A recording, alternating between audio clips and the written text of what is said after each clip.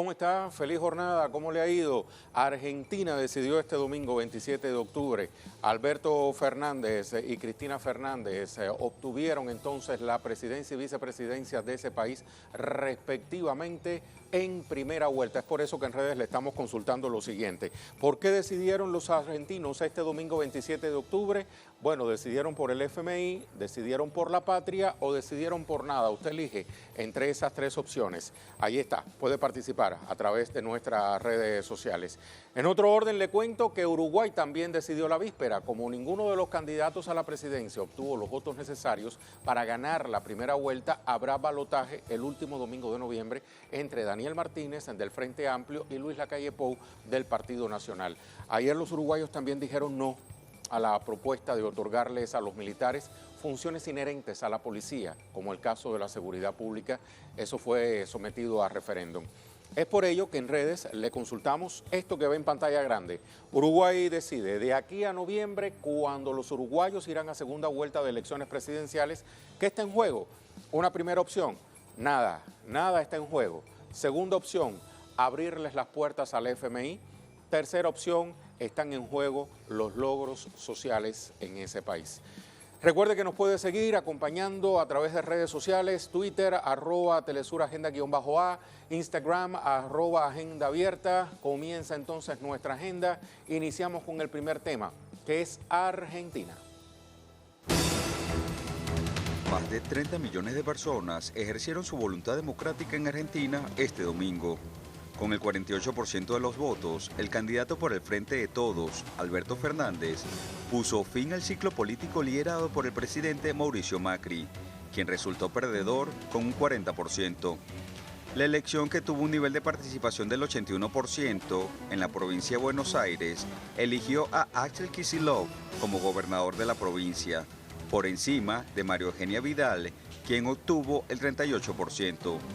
Por su parte, el macrismo se mantuvo en la ciudad de Buenos Aires, donde Horacio Rodríguez Larreta se impuso en primera vuelta con un 55.82% de los votos. Primeras palabras es agradecerle a todo el pueblo argentino que hoy fue a votar, que volvió a construir una jornada histórica para la democracia, que dispuso un nuevo orden para la Argentina de aquí en más, una nueva lógica. Gracias a todos los que nos votaron, gracias a todos los que nos acompañaron, gracias, como dijo Cristina, por el compromiso que han demostrado por construir realmente una Argentina solidaria, una Argentina más igualitaria, una Argentina que defienda la educación pública, una Argentina que defienda la salud pública, una Argentina que privilegie a los que producen, una Argentina que privilegie a los que trabajan. Estoy seguro que ese es el mandato que nos han dado cada uno de los que nos votaron. De corazón, gracias a todos ellos. Gracias también a los que no nos votaron por haber participado de esta jornada. Y como bien dijo Cristina, nosotros, este no es el frente de nosotros, es el frente de todos. Nació para incluir a todos los argentinos y a todos los argentinos estamos convocando. Por su parte, el mandatario argentino reconoció su derrota. Primero quiero felicitar a todos los argentinos que concurrieron a votar en el día de hoy. Tuvimos una elección con altísima asistencia.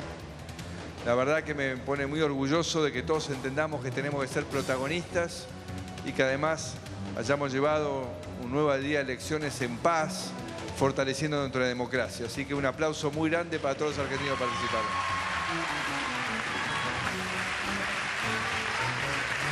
Después también quiero felicitar al presidente electo Alberto Fernández. Acabo de hablar con él por la gran elección que han hecho. Lo invité mañana a desayunar a La Rosada porque tiene que empezar un periodo de transición. Por favor, por favor. Por favor. Esto es por Argentina.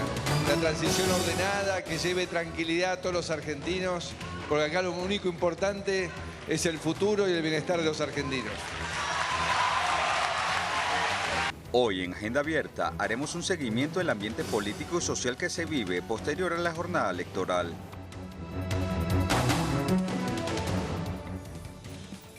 Revisamos portales de prensa. Siempre me gusta volver a Página 12, porque trae títulos como este. ¿Quiénes ganaron las elecciones?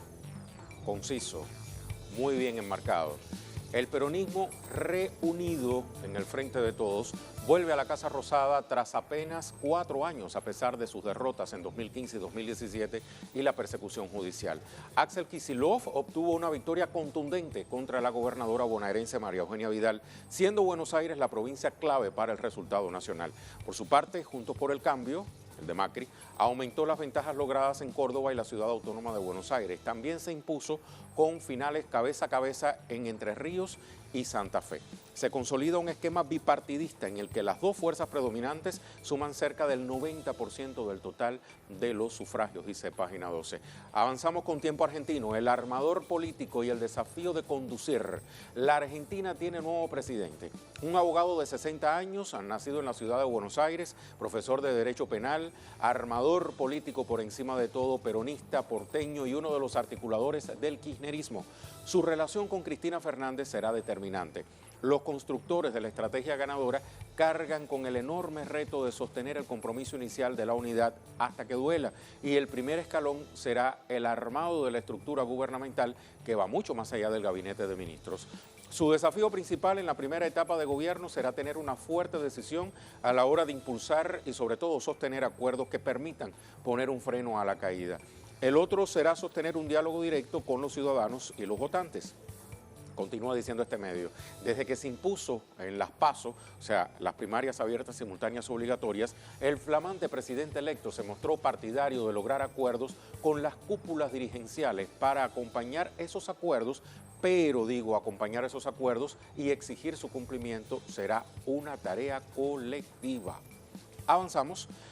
Con el 97,20% de las mesas escrutadas, se define así la contienda electoral. Primer lugar, con más de 12 millones de votos para el candidato por el Frente de Todos, Alberto Fernández, quien en primera vuelta le pone fin al ciclo político de Cambiemos en primera vuelta. El presidente Macri obtiene segundo lugar con más de 10 millones de votos, 2 millones de votos más en comparación con las elecciones primarias abiertas, simultáneas, obligatorias. Seguido por el candidato del Consenso Federal, Roberto Labaña, quien se posicionó cerca de los 2 millones de votos. Momento de actualizar la información. Nos vamos a la Argentina con nuestro corresponsal Edgardo Esteban. ¿Cómo estás, Edgardo? Adelante.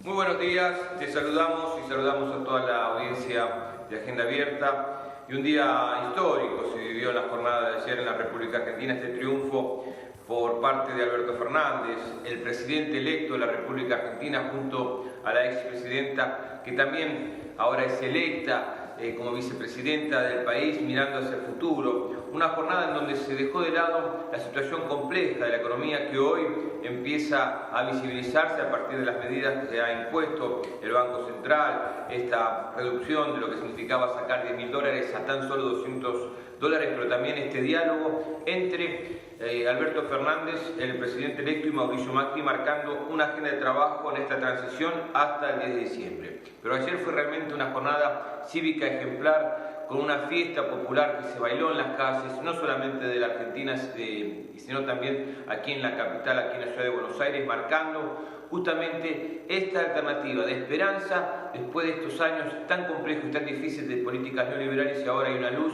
de un nuevo camino, retomando esa política, pensando en los más humildes, en aquellos que han padecido esta situación compleja, como decíamos recién, de la economía macrista, y que ahora ven un camino distinto en los tiempos venideros. Muchísimas gracias, Edgardo. Es el momento entonces de someter análisis a este tema. Por eso me voy a presentar a Cristian Rodríguez, psicosociólogo responsable para América Latina y el Caribe en materia de relaciones internacionales de la France Insoumise. Bienvenido a nuestro espacio. Cristian, ¿cómo le ha ido? Muy buenos días, Raiz. ¿Cómo estás? Saludo a todos los auditores de este querido programa de Jugada Crítica. Desde Buenos Aires, Un día que amaneció no como los otros habituales desde hace 4 años. Hoy día se notan en los rostros de las argentinas y de los argentinos y de los amigos, evidentemente, del pueblo argentino, mucha alegría, mucha felicidad y mucha esperanza, sobre todo en este arrollador triunfo de anoche. ¿En qué se traduce esa alegría, esa esperanza de los argentinos? ¿Por qué decidieron los argentinos este domingo 27 de octubre? Yo creo que hay que poner en claro el contexto donde se desarrolla esta elección. Nunca Estados Unidos y Brasil fueron tan explícitos en injerencia electoral como lo fue en la injerencia de esta campaña que hubo. Nunca los medios de comunicación fueron tan masivamente usados para que Macri fuera la figura fundamental. Nunca habían puesto en este país el FMI más de 57 mil millones de dólares en plata para fondos del FMI sin la aprobación del Parlamento, sin pasar por el Poder Legislativo. O sea, esta fue una apuesta de Estados Unidos a un modelo, a una experiencia llamado el macrismo del neoliberalismo puro y duro, pero lo que aparece esta mañana es el rotundo fracaso de eso. Es interesante, te cuento, leer desde las 6 de la mañana, estoy leyendo y mirando la prensa, y pareciera que con los medios oficiales aquí nos ha ganado. Hablan de dólar, hablan de un desayuno entre un presidente y el futuro, pero no van a los temas del fondo. Anoche, sin embargo, te puedo testimoniar que había mucha alegría en ese pueblo que tiene tanta esperanza en este nuevo gobierno, porque el país verdaderamente está en el suelo, sin fondos, sin posibilidad de margen al error. Entonces el desafío es enorme. Así que en ese sentido estamos muy contentos. En ese sentido también tú tienes que saber de que Trump, que ustedes conocen también, que vociferó tanto, al final no ha logrado en política internacional, sobre todo en políticas de América Latina, ninguna experiencia victoriosa. Me explico. Venezuela está de pies, no ha sido invadida. Lenin Moreno ha sido un fracaso absoluta. El Chile de Piñera está a punto de caer y Macri hoy día está terminado. Bolsonaro, esperemos que queden algún tiempo corto más para que pueda salir también, que es otra vergüenza en América Latina. Así a partir de esto que usted me acaba de plantear, pudiéramos decir que lo sucedido ayer en la Argentina y de ahora en más viene siendo como una bocanada de oxígeno para el progresismo en América Latina. Absolutamente, absolutamente, pero no solamente para el progresismo en América Latina, sino este es un hecho para nosotros también de una importancia enorme para lo que nos corresponde en Europa. Necesitamos de estos triunfos para poder también en Europa detener la oleada neoliberal tan agresiva que está en estos momentos. Usted, como observador que es desde Europa de lo que está ocurriendo hoy en la Argentina, representando, por ejemplo, un movimiento tan interesante como lo es la France Insoumise, ¿qué influencia puede tener lo que hoy está ocurriendo en esta nación suramericana más allá de las fronteras de América?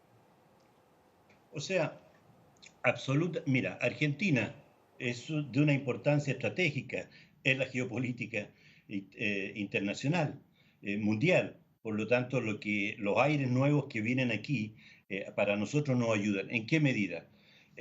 Primero, recuerda que esto era un modelo ejemplar. Aquí se metió mucho esfuerzo para demostrar que Macri era el verdadero camino. Macri decía que Chile era el verdadero camino. Se le acaban de caer los dos modelitos. En Europa, quien opera a partir del FMI, tú conoces bien, Christine Lagarde, es la que será la presidenta del Banco Mundial, del Banco Europeo, perdón. Esa misma mujer que opera con esa crueldad en América Latina con las políticas del FMI, están operando también en Europa. Entonces, detener la experiencia de Macri es también darle un golpe duro al FMI y a su política antineoliberales y sobre todo al tema del fascismo creciendo en esos países. Así que esta es una victoria que nosotros no podemos no dejar de celebrar y te lo digo, es de un impacto fundamental en las relaciones internacionales. Argentina siempre ha jugado un rol fundamental junto con Brasil. Exactamente, lo ha dicho muy bien. Argentina junto con Brasil han jugado un papel fundamental en la Es geopolítica lo que es la pareja alemana y regional. francesa. Ajá. Es lo que es la pareja, lo que era, porque ya estamos peleados hace tiempo, dejamos de estar de novio, Alemania y Francia. Es correcto. ¿Y qué Francia estamos viviendo hoy? Aprovecho este contacto con usted porque no todos los días se tiene uno la oportunidad de dialogar con alguien que representa un movimiento, reitero, tan interesante como la France Insoumise. Te agradezco, pero para nosotros también es una tarea dura y de construcción diaria. Habemos una búsqueda de una alternativa posible y esperamos que sea, y aprender de esto del frente de todos y para todos. Creo que para nosotros también es fundamental trabajar en una línea en toda Europa de construcción alternativa y rápido frente a la sufrencia de nuestro pueblo. Mira, Francia está sufriendo los efectos de la política neoliberal de manera terrible y el próximo plan ya lanzado por Macron, que era primo hermano de Macri, decíamos siempre, tiene que ver con la jubilación. Ellos van a operar de la misma manera que han operado con las políticas neoliberales sobre el tema de la jubilación. Es casi una de las últimas fases porque ya ha estado vendiendo los aeropuertos, ha estado vendiendo los trenes, privatizando la salud, la educación. Hay una enorme movilización en Francia, entonces estamos optimistas. Y en medio de ese optimismo hay que hablar de retos, regresando a la Argentina. Retos como, por ejemplo, ponerle un stop a lo que venía aconteciendo durante la era Macri y echar a andar nuevamente el país, ¿es cierto? Para eso, ¿con qué herramientas cuenta este Frente de Todos? Mira, yo creo que hay una voluntad política y una urgencia absoluta de cambio. Es la primera intuición evidente. Es un país que está en decreto de urgencia alimentaria. Es un país que lo dejan casi en quiebra. La cuarta, si bien no olvido, la cuarta catástrofe económica. Los argentinos, sobre todo nuestra familia política, siempre ha sabido ponerse de pie y salir hacia adelante. Es indudable que lo que ha hecho estos 4 años de Macri es prácticamente vaciar las cajas de ahorro. No hay fondos posibles si no se logra realmente decretar una emergencia en el plano económico. Yo creo que eso es lo fundamental. Aquí se trata de comer, se trata de terminar con el hambre, terminar con la exclusión, la miseria, la cesantía que han sometido a este pueblo. Tú sabes que el viernes pasado 1.800 millones de dólares partieron en fuga de capitales, partieron del mundo de la finanza hacia afuera. Hoy día las medidas están poniendo unas nuevas medidas, pero yo creo que esto tiene que quedar rápidamente en manos el 10 de diciembre del nuevo gobierno para poder sanear y ver cómo se presenta el terreno. Y por otro lado, el pueblo tiene que hacerse cargo de este proceso de cambio. Si piensan los argentinos, con todo el cariño, digo, si piensan que es el gobierno que va a solucionar esta grave conducción de Macri durante 4 años, no va a haber cambio. Insisto, el proyecto de la alianza tiene sentido si el pueblo apoya y se moviliza en función de las reivindicaciones que ellos mismos han planteado. Hablando de apoyo popular, se esperaba que la brecha entre Alberto Fernández y Mauricio Macri fuera mucho mayor.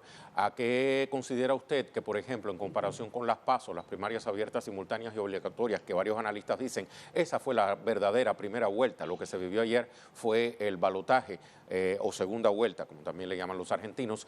¿A qué se debe que en las PASO desde las PASO ya se estaba previendo que esta victoria del Frente de Todos iba a ser, pero por mucho, muy diferente o sea, iba a dejar una brecha, quiero decir, más larga, más grande respecto de Macri? En cambio, ayer no se vivió así. ¿Qué pasó ahí con el apoyo popular? Mira, yo creo que sorpresas todavía no terminan porque es el miércoles que se cierra oficialmente las cifras, que se reconoce cuál es la cifra final de la victoria. Evidentemente se hablaba de un 53-38, escuché yo por ahí, o sea, una diferencia de 15, hasta algunos decían de 20%. Mira, lo importante se ganó, Lo importante es que hubo una movilización tanto también de la derecha. Yo creo que en el tema de las elecciones del Paso, hoy día lograron movilizar la derecha un sector y que se despertó y que fue a votar. Pero yo no estaría mucho con las cifras. No creo que Macri sea un hombre que tenga aún la intentativa de transformarse en un líder de la oposición, con el drama que van a encontrar los argentinos cada día más cuando se abra el estado que dejó el país. Entonces, mira, 40 a 48, lo importante es que este pueblo tiene que saborear esa victoria y tiene que también autorresponsabilizarse en el tema de movilizarse para defender y para que nunca más vuelvan estos salvajes al poder. ¿Cuál es la Argentina que va dejando Macri? Sin alimento, sin trabajo, sin plata, con estos miles de millones, 57.000 millones de dólares del FMI endeudado completamente. O sea, el Macri, la Argentina de Macri es una catástrofe. Entonces, todo el esfuerzo tiene que ponerse en volver a recuperar lo que han perdido en 4 años, pero sobre todo en avanzar hacia otro modelo que no sea de cohabitación con estos neoliberales. Estábamos viendo en las imágenes la figura de Cristina Fernández, para muchos la arquitecta de este Frente de Todos, de este nuevo aglutinar de las fuerzas peronistas y de la victoria. ¿Considera usted lo mismo? Absolutamente. Estuve presente ayer en el discurso, que fue muy emocionante, además que se daba en contexto internacional muy interesante. Estaba el cumpleaños de Lula, que es de una responsabilidad de todos. Estaban las movilizaciones en torno a querer contestar la cosa de Evo Morales, la victoria en segunda vuelta.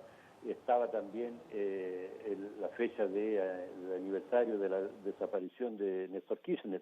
Había un contexto de mucha emoción, y como estaba la victoria presente, ella sigue siendo una gran figura, pero sobre todo el nuevo presidente tiene que imponerse en la escena internacional para hacer respirar a Venezuela, ayudar a respirar a Venezuela, ayudar a respirar también a esta agresión de Cuba y bueno, renacer con este UNASUR, que es muy importante, y tener una política hacia el conjunto del mundo al internacional que haga realzar el rol que han jugado siempre ellos. Bueno, usted prácticamente ha utilizado una palabra que es medular en este análisis: renacer. Cristian, un placer haber dialogado con usted en nuestra Agenda Abierta. Hasta muy pronto, que esté muy bien. Hasta muy pronto, gracias a ustedes, y que tengan mucha suerte y cariños al pueblo venezolano. Muchas gracias. Hasta pronto, Cristian. Vamos entonces a recordarle a nuestra audiencia que tenemos una pregunta posicionada en redes sociales. Argentina decide. ¿Por qué decidieron los argentinos este domingo 27 de octubre? Hasta el momento el 11% dice que decidieron por el FMI. El 77% dice que eligió Argentina por la patria y el 12% dice que no eligió por nada. Usted puede participar si no lo ha hecho todavía. Es una pregunta que está recién posicionada en redes. Puede participar, darnos su parecer. 430 votos, me dice producción, que hay hasta este minuto. Vamos a avanzar. Tenemos mucho más. El 28 de octubre se conmemora el Día Mundial de la Animación. Este día se recuerda la primera proyección, pública del Teatro Óptico de Émile Reynaud en el Museo Grévin de París. Eso fue en 1892, un claro antecedente de la cinematografía de animación. Aquel día, en el Museo Grévin de París, se proyectaron las pantomimas luminosas, como anunciaba un cartel publicitario en un programa que incluía 3 películas: Pauvre Pierrot, Cléon et ses chiens y Un bon bloc. De este modo, Émile Reynaud se convirtió en el creador de los dibujos animados. Con un pequeño vídeo relacionado con esta conmemoración, marcamos pausa. El 28 de octubre se celebra el Día Mundial de la Animación, según una iniciativa de la Asociación Internacional de Films de Animación, para conmemorar la primera proyección pública del Teatro Óptico de Émile Reynaud en el Museo Gobert de París en 1892. La animación es el proceso de crear la ilusión que las imágenes parecen tener movimiento por medio de la visualización rápida de una secuencia de imágenes diferentes. Las técnicas de animación más comunes son la animación tradicional, dibujada a mano, la stop motion y la digital. Aunque el concepto de la animación ha existido desde tiempos antiguos, no fue hasta el siglo XIX que la animación realmente comenzó. Hoy en día, esta forma de arte es una popular industria que continúa creciendo. Muchas películas animadas que se han hecho han logrado grandes ingresos. Durante el Día Mundial de la Animación se realizan diferentes actividades como concursos, talleres y festivales de animación que realizan proyecciones y exposiciones de pioneros del cine de animación.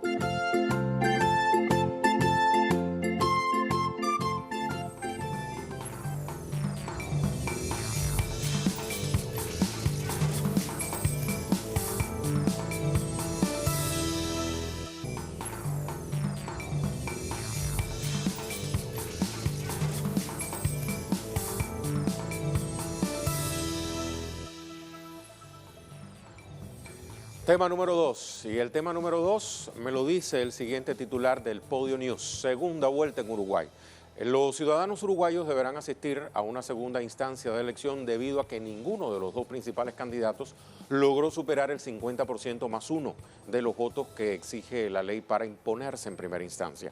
La segunda vuelta se va a realizar el próximo 24 de noviembre, el último domingo de noviembre, y con los primeros números en la mano, varios especialistas ven que el oficialismo deberá enfrentar una intensa lucha para seguir el mando. Seguimos revisando portales de prensa en nuestra agenda abierta. El Tiempo de San Juan dice: elecciones en Uruguay, el Frente Amplio obtuvo una corta ventaja y hay balotaje.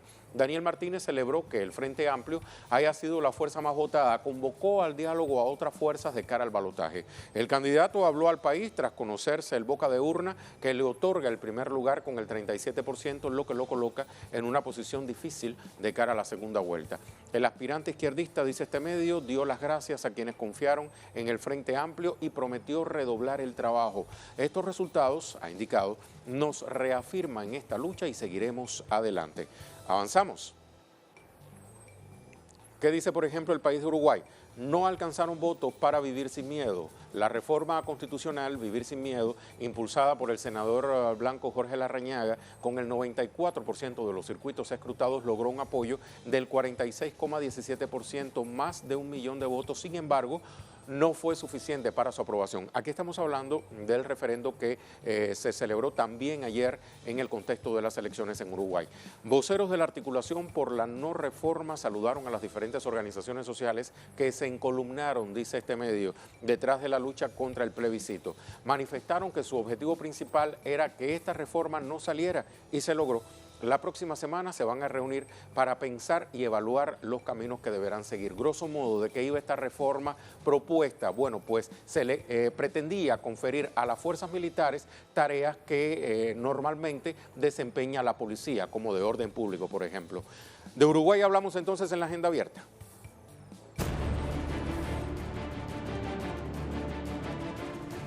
Los primeros resultados a boca de urna indican que habrá una segunda vuelta electoral entre el candidato del Frente Amplio, Daniel Martínez, y el representante del Partido Nacional, Luis Lacalle Pou. De acuerdo a resultados preliminares, el Frente Amplio obtuvo la victoria, mientras que el opositor Partido Nacional logró un resultado que lo ubica en segundo lugar, produciendo la segunda vuelta presidencial a realizarse en el mes de noviembre. Según los últimos sondeos a boca de urna, también ubicaron al aspirante del Partido Colorado en un 12,6% de apoyo y al representante del Cabildo Abierto en un 11%.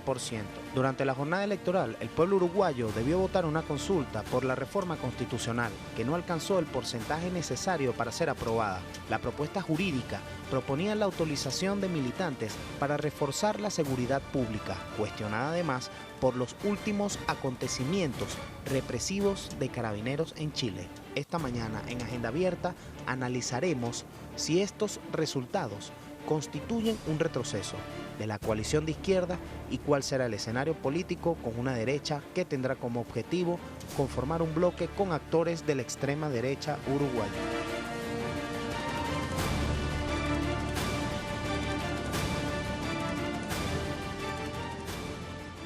Revisamos entonces datos oficiales de estas elecciones en Uruguay. Según los suministrados por la Corte Electoral y con el 97.74% de los votos escrutados, la coalición de izquierda, liderada por el Frente Amplio, obtiene el 40.64% de los votos. Se ubica entonces Daniel Martínez como ganador. Con un 29.70% de los votos, el Partido Nacional posiciona al candidato Luis Lacalle Pou como segundo. Así se produce una segunda vuelta de elecciones presidenciales que, les reitero, tendrá lugar en Uruguay el próximo 24 de noviembre. Tras los resultados, le invito también a repasar el perfil de los candidatos que ahora le corresponderá medirse en la segunda vuelta. Daniel Carlos Martínez Villamil nació el 23 de febrero de 1957 en Montevideo, Uruguay. Graduado de Ingeniería Industrial Mecánica, es un político perteneciente al partido de izquierda Frente Amplio. Su carrera política comenzó desde joven cuando ingresó a la Federación de Estudiantes Universitarios, organización clandestina en aquella época. También fue uno de los fundadores del sindicato de la empresa estatal de combustible, ANCAP. Su relación con el Frente Amplio surge desde el Partido Socialista, al que se afilió en 1973 durante la dictadura militar, que inició ese propio año hasta 1985. También se desempeñó como presidente de ANCAP en 2005, ministro de Industria y Energía desde 2008 hasta 2010 y senador de la República en el periodo 2010-2015. Asimismo, ocupó el cargo de intendente de Montevideo desde 2015 hasta el 2019, cuando renuncia al cargo para postularse a las presidenciales de 2019.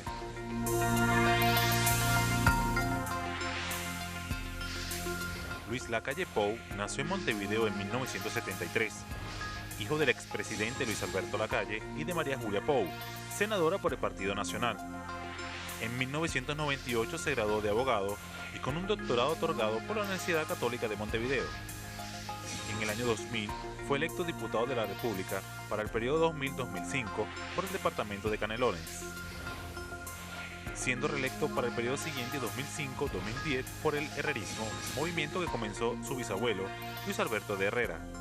Y en el año 2010 fue electo por tercera vez consecutiva como representante nacional. En 2011 presidió la Cámara de Representantes del Uruguay y en 2014 se presentó por primera vez como candidato presidencial, donde perdió ante el actual presidente Tabaré Vázquez. Mateo Grille, nuestro corresponsal en Uruguay, nos tiene precisiones de último minuto sobre este proceso electoral. Te saludo, Mateo. ¿Qué más hay? Finalmente se cumplieron las elecciones nacionales en el Uruguay y se confirmó que habrá segunda vuelta el próximo domingo 24 de noviembre entre los dos candidatos más votados, ya que ninguno alcanzó el 50% más uno de los votos emitidos. El candidato del oficialismo, Daniel Martínez, alcanzó una votación de 40.66% según los datos revelados por la Corte Electoral después del escrutinio primario del total de los sufragios, y esto lo ubica como primer candidato en las preferencias de los uruguayos. Pero en el segundo lugar llegó el principal candidato opositor, Luis Lacalle Pou, con una votación importante y quizás un poco más alta de lo que señalaban las encuestas de opinión de voto en los días previos a esta elección. Lacalle Pou alcanzó una votación del orden del 29 y algunas décimas %, lo que lo ubica muy bien de cara a una segunda vuelta, porque el Partido Nacional, como principal partido opositor, va a hacer alianzas con el resto de los partidos opositores o como buena parte del resto de los partidos opositores. En tercer lugar entró el Partido Colorado con algo más del 12% de los votos, y en cuarto lugar entró el nuevo partido Cabildo Abierto, creado por el ex jefe del ejército uruguayo, Guido Manini Ríos. Este partido alcanzó una votación superior al 11%. Ya han hablado las principales fuerzas políticas y los candidatos victoriosos de la jornada de ayer, los que disputarán el balotaje en noviembre. Por el lado de Daniel Martínez, señaló que es necesario que ahora los uruguayos elijan entre dos propuestas de país que son bien diferentes. Una que, según Martínez, busca llevar estabilidad y certezas al Uruguay de seguir en el camino del crecimiento económico, pero con distribución de la riqueza, y otra que, según Martínez, apuesta a bajar el déficit fiscal, es decir, hacer un ajuste, y que además no da certezas porque es una sumatoria de partidos de oposición que nadie sabe exactamente qué es lo que pretende. Por el lado del Partido Nacional, Luis Lacalle Pou tuvo un discurso ayer en tono de ganador, porque realmente tuvo una votación importante y esto lo ubica bien de cara a una segunda vuelta, y señaló que ahora las principales fuerzas políticas del Uruguay, que no son el partido oficialista, es decir, todas aquellas que son opositoras, van a tener que hacer un gobierno multicolor que sea guiado por el Partido Nacional, pero que no sea totalmente perteneciente al Partido Nacional. Esta alianza, esta coalición de propuestas políticas opositoras se está conformando. Habrá que esperar los próximos días y semanas para ver cómo se encauzan las negociaciones, pero allí hay un terreno fértil que el candidato opositor va a poder utilizar muy bien.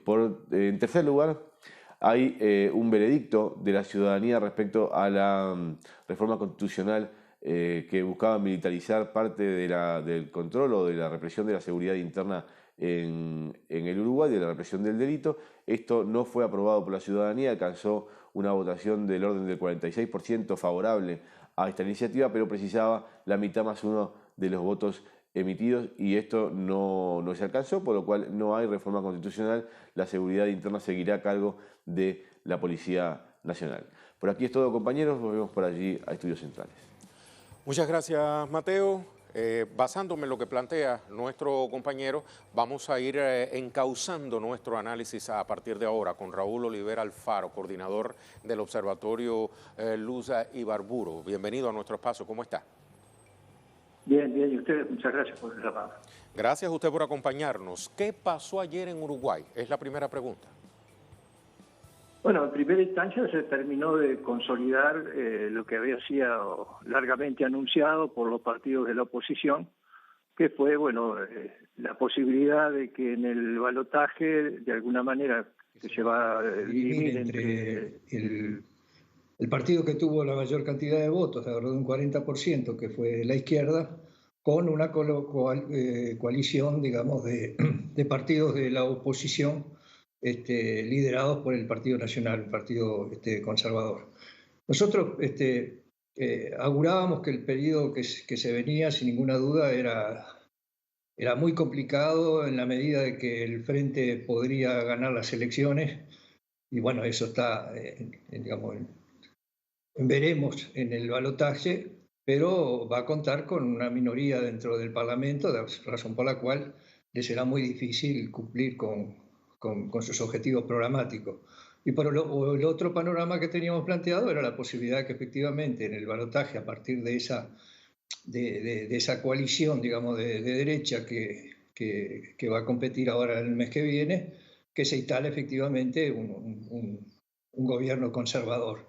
Y en ese sentido, el panorama también en ese caso va a ser complicado. Y los desafíos van a estar marcados en varios terrenos. En principio, porque lo que queda muy claro es que va a haber un cambio profundo en la política internacional del Uruguay. Y eso, sin ninguna duda, es un elemento que deberíamos analizar con mucha claridad, porque los movimientos globales que existen en América Latina, más allá del triunfo del peronismo en Argentina, el mantenimiento de Evo Morales en Bolivia, también tenemos un panorama muy complicado con lo que sucede en Ecuador, con lo que sucede en Brasil. Y esta posición claramente marcada por toda la oposición con relación a los gobiernos progresistas en América Latina, sin ninguna duda se va a profundizar, que yo diría, en el marco de lo que ha sostenido el actual secretario general de la OEA, Luis Almagro, ¿no?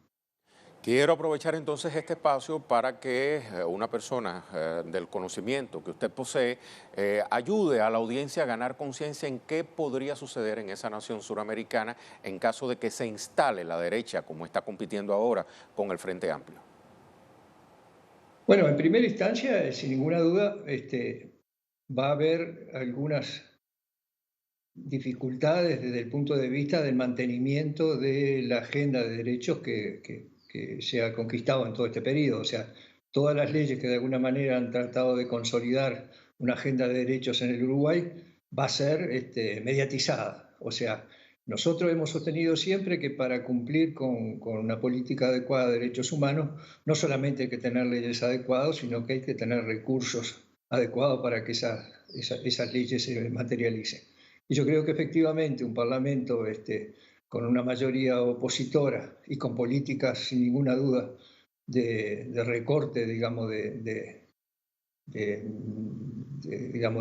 los presupuestos para el cumplimiento, digamos, de las obligaciones que tiene el Estado con relación a su población, van a estar sin ninguna duda en dificultades. Y en ese terreno me parece que otro elemento que hay que incorporar es que va a tomar un protagonismo muy importante el papel que juegan las organizaciones sociales. O sea, en ese marco me parece que es fundamental que los procesos, digamos, de avances de las sociedades y de la democracia en América Latina no solo sean vistas en función de los resultados electorales, sino también del fortalecimiento de las organizaciones sociales, el fortalecimiento de la sociedad civil, que son el fiel de la balanza, sin ninguna duda, en los procesos, tal como lo demuestra actualmente en Chile, lo que lo demostró de alguna manera en las últimas movilizaciones en Ecuador. ¿A qué están llamadas entonces a las organizaciones sociales en el Uruguay y los partidos políticos progresistas? Bueno, en primera instancia, hacer algo que efectivamente los propios partidos progresistas se han autocriticado, que es la escasa relación o la escasa sintonía que a veces han tenido con los reclamos de los sectores populares. Yo creo que efectivamente muchas veces los gobiernos sienten la tentación, digamos, de desempeñar su función en la conducción de los aparatos del Estado, administrando de alguna manera la lucha por los derechos. Y bueno, y la sociedad civil tiene la obligación de estar continuamente bregando para que esos derechos se cumplan, se profundicen y se mantengan. Eso sin ninguna duda genera tensiones. Bueno, yo creo que quizás una de las cosas que debería debatir y repensar la izquierda en función de lo que sucedió en Brasil, en función inclusive de lo que está aconteciendo acá en Uruguay y en otros países de América Latina, es esa simbiosis que debe existir, no una subordinación, sino una simbiosis desde el punto de vista de los procesos políticos que transcurren a nivel electoral y aquellos que tienen otra lógica y otras urgencias, que son los que ocurren a nivel, digamos, de las organizaciones sociales y sus reivindicaciones. Eso no siempre ha sido bien resuelto por parte de las organizaciones políticas y eso quizás pueda ser un elemento, digamos, de enseñanza o que nos lleve a una reflexión más profunda desde el punto de vista de cuáles son los desafíos de una izquierda o del progresismo en el siglo XXI, en un mundo globalizado y en un mundo donde de alguna manera muchas veces no se han avanzado en los cambios profundos, digamos, que se deben hacer en la sociedad. Yo pongo, por ejemplo, que en este momento, y eso es uno de los triunfos que hubo en el día de ayer, que fue el rechazo de una reforma constitucional. La izquierda acá en Uruguay se tenía planteado la realización de una reforma constitucional, no en los términos de la seguridad como estaba planteado en esto, sino en otros términos, y sin embargo no tuvo la capacidad para hacerlo. Lo hizo sí la derecha y fracasó en torno a un problema de la militarización de la sociedad y de la violación de alguna manera eventual de determinados derechos ciudadanos en función de una situación que no es responsabilidad de la izquierda, sino que es responsabilidad del sistema, que son la violencia, el narcotráfico y todos los elementos que de alguna manera están minando, digamos, los cimientos de la sociedad democrática, ¿no? Raúl, 1 millón de gracias por ayudarnos a entender un poco más lo que ha acontecido en Uruguay y lo que pudiera acontecer en el futuro próximo. Hasta muy pronto. Bueno, gracias a usted. Vamos entonces a recordarle a nuestra audiencia que hay también sobre Uruguay una pregunta posicionada en redes. De aquí a noviembre, cuando los uruguayos irán a segunda vuelta de elecciones presidenciales, ¿qué está en juego? 7% dice nada está en juego, 37% dice está en juego abrirle la puerta al FMI y el 56% dice lo que está en juego son los logros sociales. Participe si no lo ha hecho. Quédese con nosotros hasta el final. Marcamos pausa.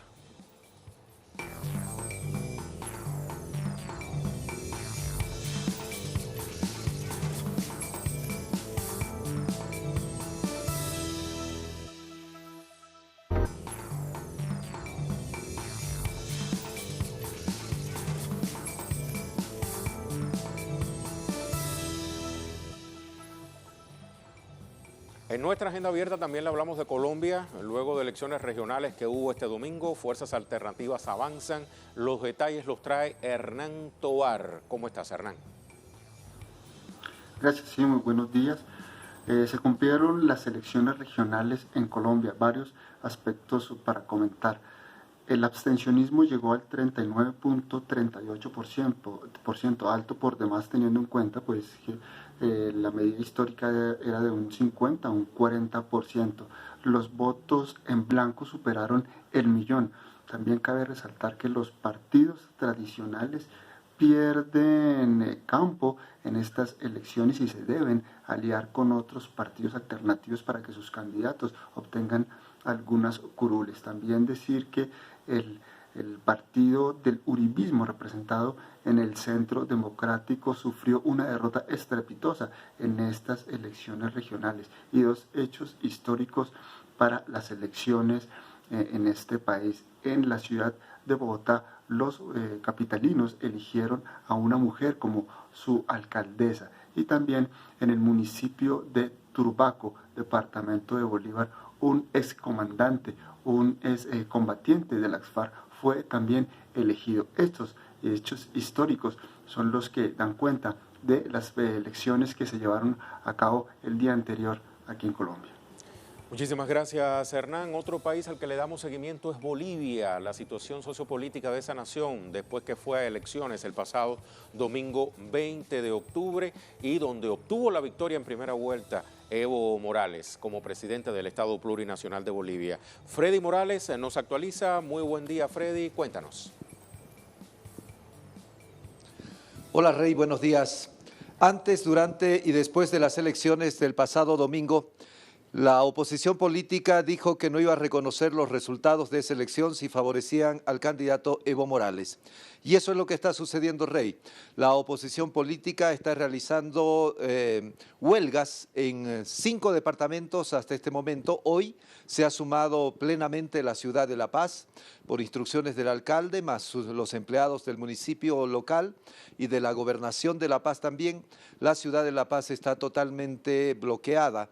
Una característica de estos bloqueos es que se trata en la mayoría de los casos de muy poca gente, a veces hay 1 o 2 personas cuidando una bandera que ha sido extendida en una cuerda a lo largo de la calle y ese es todo el bloqueo. Sin embargo, hay personas muy agresivas en varios de estos centros de bloqueo, lo hemos podido verificar mientras veníamos a la oficina, obviamente que caminando, desde la zona de Sopocachi, en la zona, fundamentalmente en los barrios acomodados, en la zona sur, es donde tienen los bloqueos mayor incidencia. En la zona de Achumani se han producido hace unos minutos enfrentamientos entre conductores del transporte público y bloqueadores. Los conductores señalan que ya hace 4 o 5 días que están perjudicados en su trabajo y no tienen dinero para llevar a casa, de modo que han salido y se han enfrentado. Ahora no sabemos todavía con qué resultados, pero hubo un enfrentamiento en la zona de la calle 29 de Achumani. Además, la Confederación Sindical Única, que es parte de los movimientos sociales que apoyan al presidente Evo Morales, ha instruido anoche a sus afiliados que inicien el bloqueo de carreteras y caminos. De modo que por un lado tenemos a la oposición bloqueando en los centros urbanos. Ya a partir de anoche ya empezaron los bloqueos en las carreteras en apoyo al presidente Evo Morales en los centros urbanos para desconocer los resultados de la elección que dio la victoria a Evo Morales, y en las carreteras y en los caminos los bloqueos a cargo de campesinos a favor de que se respete el resultado mayoritario de la elección. Hasta el momento esta es la situación, Rey. El presidente Evo Morales ha dicho que si se demostrara un solo caso de fraude, como denuncia la oposición, él estaría dispuesto a aceptar ir a una segunda vuelta de votación, pero hasta el momento eso no ha ocurrido. Rey. Muchísimas gracias, Freddy, por actualizarnos. También vamos a actualizar información en Chile. ¿Qué está ocurriendo? ¿Qué ha sucedido en las últimas horas? Alejandro Kirk nos tiene estos detalles. Alejandro, por la línea telefónica te escucho. Muy buenos días. Buenos días, Rey. Saludos desde la Federación de Estudiantes de la Universidad de Chile, donde se está realizando una rueda de prensa por parte de médicos de la Asociación de la Agrupación de Luisa Díaz, que son los que mayores datos tienen sobre la cifra de heridos víctimas de la represión. Los datos que nos acaban de entregar son que ellos calculan que hay alrededor de 3.000 personas heridas, muchas la de ellos de balas y balines. La cifra que ellos manejan es de 25 muertos confirmados, más 3 personas que pueden haber sido asesinadas durante las manifestaciones, pero que no tienen confirmación plena. Y además está el caso de los cerca de 120 personas con traumas oculares, la mitad de los cuales se quedarán ciegos, según nos informó esta mañana el Colegio Médico. El día está dominado por el tema de derechos humanos, puesto que llega a Chile la delegación del Alto Comisionado de Naciones Unidas para los Derechos Humanos, que estará aquí hasta el 22 de noviembre, investigando por encargo de Michelle Bachelet la situación en el país. Esto se ha manejado con mucho secreto por parte del gobierno y de Naciones Unidas. No sabemos exactamente dónde, con quién se van a reunir ni cuándo. Es muy difícil encontrar información, lo que contrasta mucho con el caso similar ocurrido cuando Bachelet envió una delegación a Venezuela, que los movimientos eran todos transparentes y conocidos. Esta visita ha motivado que el gobierno intente por todos los medios, con ayuda de los canales de televisión, de presentar una situación de normalidad en el país. Brigadas han estado limpiando los destrozos que han ocurrido, han estado pintando los muros para dar esta imagen, porque el gobierno está muy interesado en que no afecte la celebración de la cumbre del Foro Asia-Pacífico que se realizará aquí, que está previsto para noviembre, y más tarde el COP21, la cumbre del medio ambiente, de la cual Chile también será anfitrión. En el tema político también se está avanzando la acusación constitucional para la destitución del presidente Piñera, que es considerado el último paso institucional de posible discusión, digamos, de solución parcial de la crisis rumbo a una asamblea constituyente. Mientras tanto, las movilizaciones siguen. Hoy es un día proclamado de indignación nacional y hay una convocatoria a huelga nacional los días martes y miércoles. Rey. Huelga nacional día martes y miércoles. Con esa última información me quedo, Alejandro. Muchísimas gracias por actualizarnos también. Ponemos el punto final a esta emisión de la Agenda Abierta. Usted se mantiene con Telesur, la señal informativa de América Latina y el Caribe para el mundo.